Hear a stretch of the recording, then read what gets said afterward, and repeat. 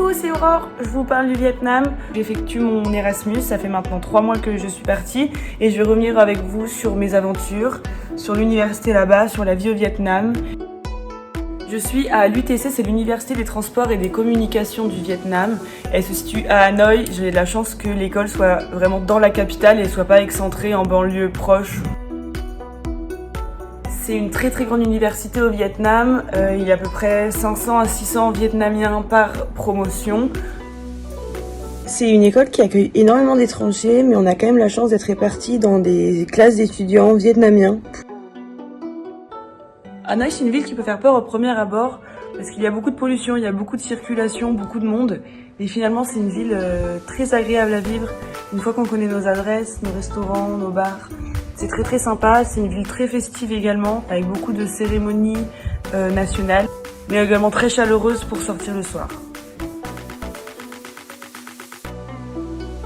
Si on est venu au Vietnam, c'est également pour les voyages et on a de la chance de profiter à fond de cette expérience-là. On arrive à partir tous les week-ends, voyager aux 4 coins du Vietnam. Vous vous en doutez, là-bas, la vie est extrêmement peu chère. Donc voyager, c'est très simple.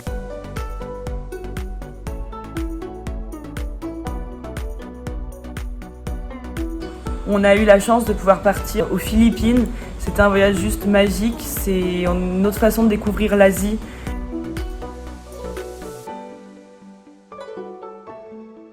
Et c'est pas le seul pays à côté qu'on va faire puisque quand on aura fini l'Erasmus, on va partir au Laos, au Cambodge et sûrement aussi en Malaisie pour continuer de découvrir la culture asiatique. Forcément, la vie en Asie est extrêmement différente de celle qu'on vit en France, en Europe.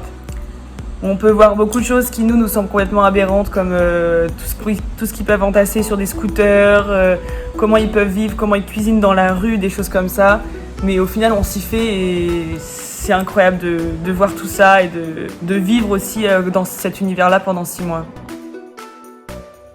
On est au Vietnam pendant la saison des pluies et finalement, heureusement, parce que les paysages sont magnifiques. Par contre, c'est vrai qu'on a eu quelques mésaventures avec la pluie, comme des routes très inondées, il y a des fortes tempêtes, vous avez dû entendre parler du typhon, où il y a eu pas mal de morts et ça a été très dangereux et très compliqué pour Hanoï. Mais on est très en sécurité dans nos habitations et les locaux prennent énormément soin de nous. Si je peux résumer mon aventure au Vietnam, même si ça fait que 3 mois que je suis partie, je peux que vous suggérer de mettre Hanoï en premier choix pour partir en mobilité. Si vous avez besoin de plus d'informations, si vous avez des questions, n'hésitez vraiment pas à m'envoyer un message et je répondrai, je vous expliquerai très honnêtement tout ce que je vis ici.